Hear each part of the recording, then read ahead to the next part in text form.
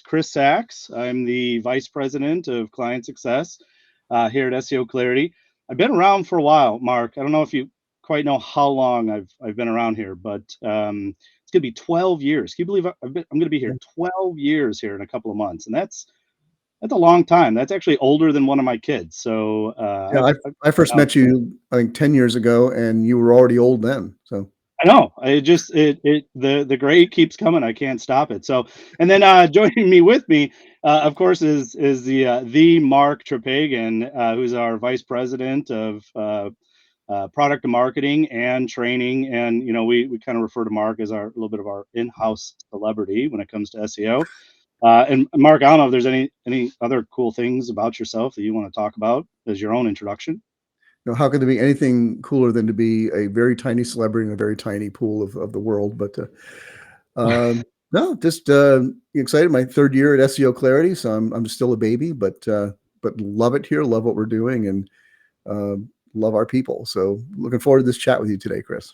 Yeah, I'm really excited, and really what we wanted to talk about a little bit is a brand new product that we have rolling out, and kind of correlating with all of this great new AI technology. And many may know who's watching now, we have a Clarity Automate, which is a product we released a little while ago. And new to the Clarity Automate suite is now Link Optimizer. Really excited about it. And Mark, I think you played kind of a big role in getting this thing rolled off the assembly line, right? Well, the whole team did, and especially, kudos to our developers who are absolutely amazing in creating this wonderful stuff. Like everything that we do at SEO Clarity, it's in response to the real needs of our clients.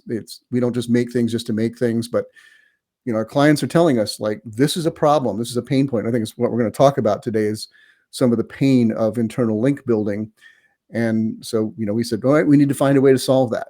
And we came up with the technology and did it. So let's why don't we start there? Why don't we start with pain? Because like any good marketing effort, you got to address the pain first, right? And then you talk about what the aspirin or the Advil or whatever it is to try and solve the pain. So does that mean you're going to tell a joke now? Because we're going to have the moment of pain. There's no better time to tell a joke than actually when we're discussing pain. So and I don't know if you knew this or not, Mark, but in a previous life, I used to run a business.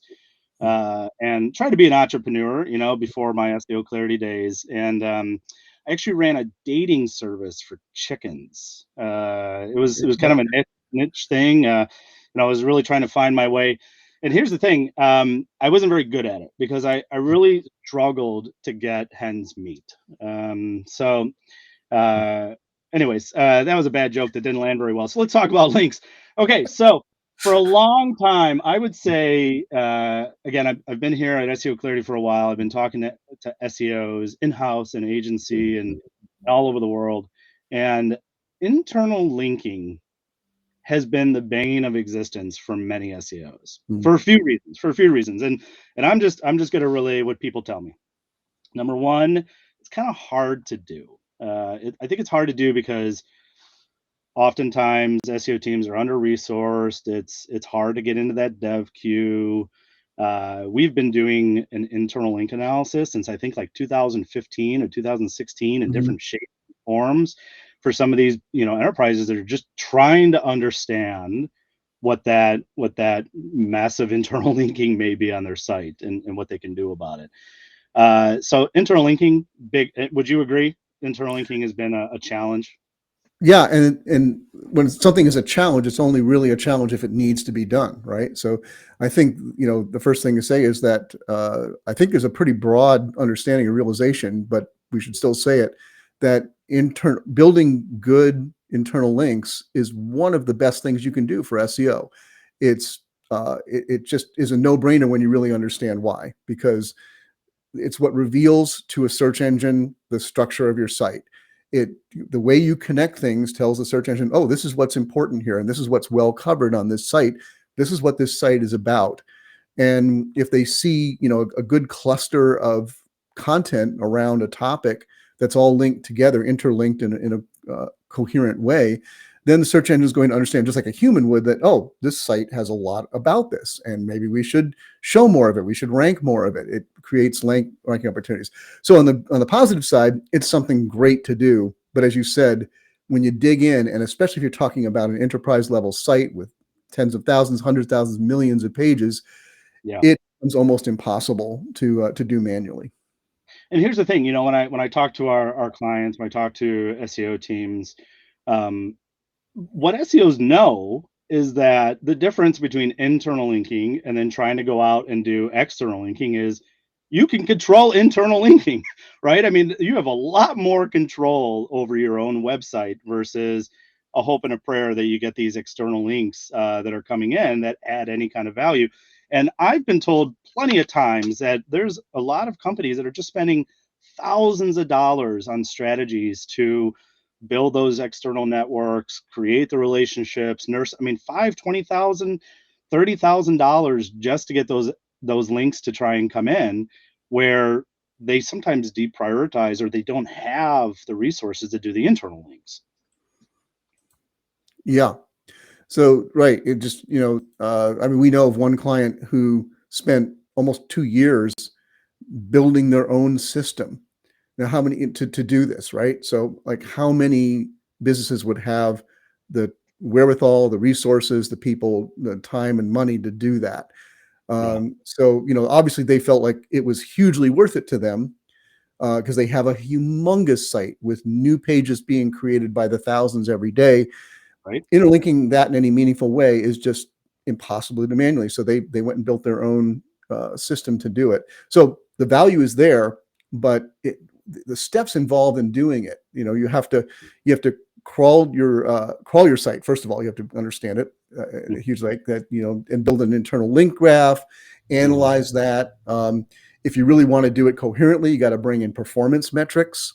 mhm, Uh, you know, have all that metric information available to know like what works, what doesn't work, what's worth linking to, what are the sites that bring in the most traffic already, calculate where all those links belong, et cetera, et cetera. Just it goes on and on. And then yeah, how do you implement it? I mean, how do you actually put those on the site on millions of pages? It's a right. huge problem.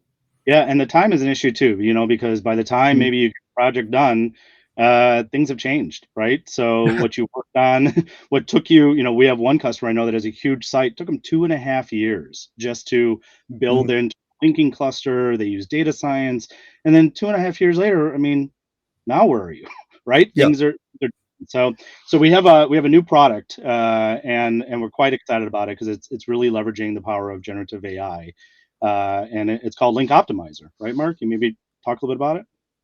Yeah, Link Optimizer is amazing because it's really the soup to nuts of internal link building. It does all the steps, always under your control, always in a very secure environment. Mhm. So you do as much or as little with it as you want. You always have the ability to override what it's doing or make your own decisions. That's important to emphasize. You're always in control. But what Link Optimizer does is it takes care of every step. It's based on our incredible ability to crawl even the largest sites in the world. It takes that information, it combines it using AI, generative AI technology, to with all of the immense amount of data that we have about your site in Yep. SEO clarity.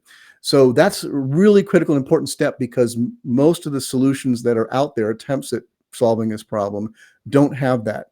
They don't have that access to that information. They don't know how to incorporate that because it's absolutely critical in building the optimal link graph for you, of knowing like really what should connect to what, where's the most value going to be built.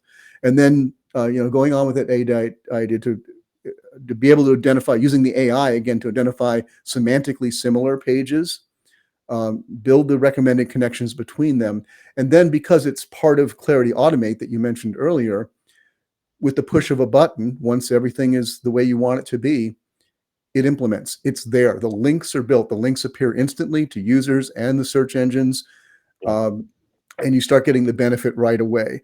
And one more step that's included, that's also critical, we didn't even mention in the terms of how hard this is to do, is Mhm. that you automatically have the measurement built in.